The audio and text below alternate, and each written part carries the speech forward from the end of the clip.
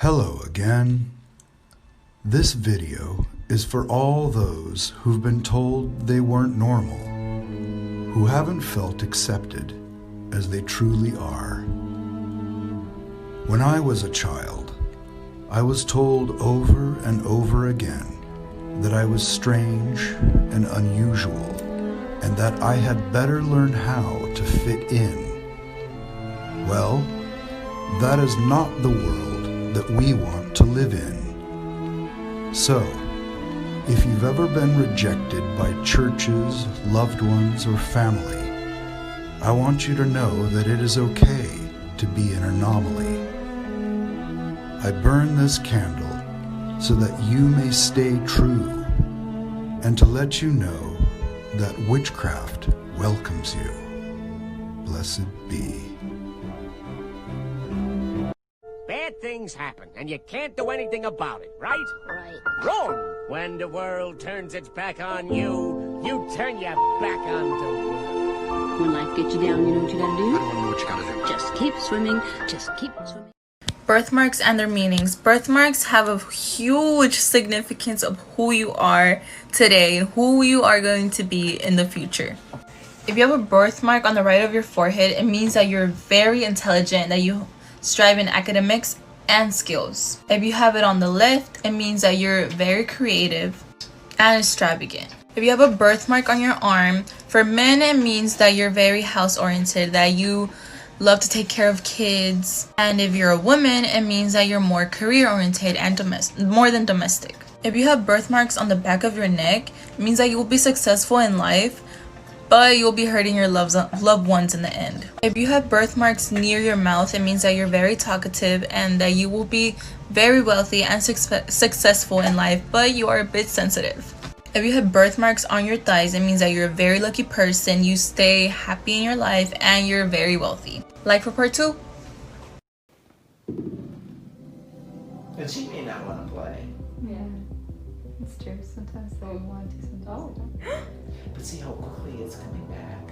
Yeah. Oh, it's coming all the way back. Oh. Whoa, whoa, whoa, whoa. Quick and easy witch tip. If you need to ward off an extremely negative spirit and or attachment, find a branch from a thorn bush and leave it on your doorstep overnight. If the branch is still there in the morning, then it worked. If it's not, you better get another one. I am always looking for tools and methods to help me feel safe and grounded. Making art and working with magic soothes my anxiety. I also like having visual or physical reminders, so I designed and activated a sigil that's filled with grounding, calming energy.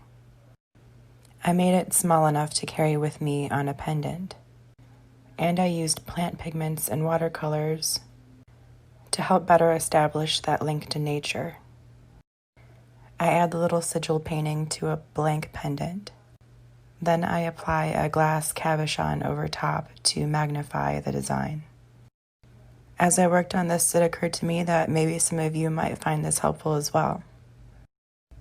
Give this video a like if you think this is something you might be interested in, and I'll add it to my shop inventory in the fall. So a lot of you guys on my last video asked me to talk about soul ties. So a soul tie is a spiritual bond you have with someone or something or somewhere. Soul ties can be with people, it can be with animals, or it can even be with locations or places. Some of these are created by conversation, while some are created by emotional bonds or sexual intimacy most of the time. This typically happens when you invest a lot of emotional energy into somebody else's soul, to where your energy or your soul begins to form a bond that is latched between both of you. Some soul ties are good, while some soul ties are very bad.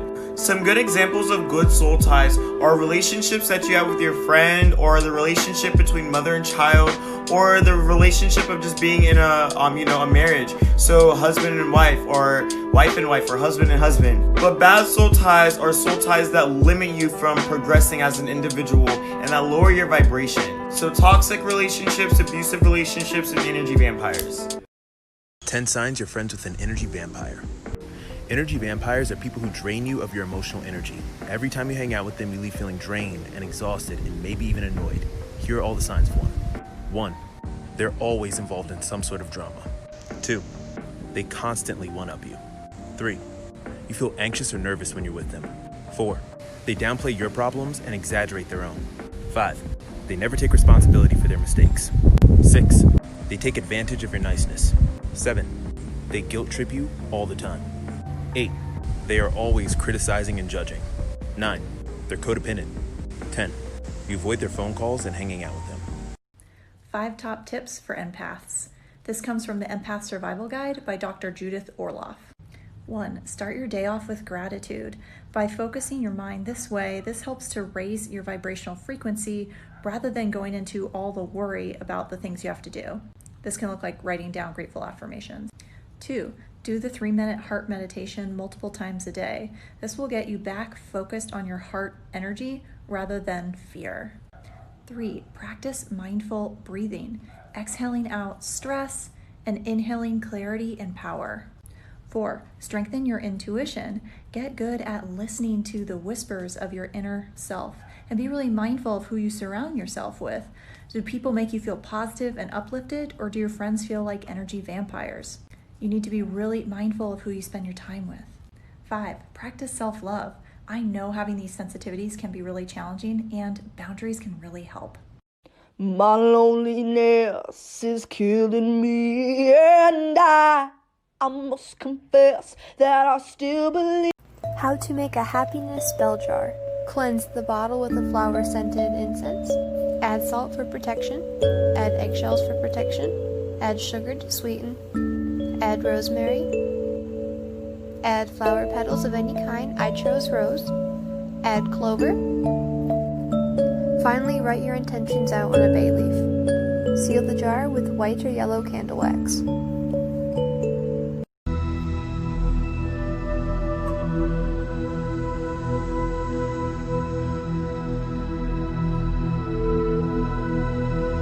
Reach your hands up to grasp your crown chakra energy, then pull the energy down to your heart center. Take a deep breath, and then reaching in from your heart center, you draw a circle around yourself while thinking or saying the words, I am casting a circle of protection around myself that deflects all negative energy and only allows in that which is positive. My evil eye talisman broke today. When I put it on this morning, it looked like this.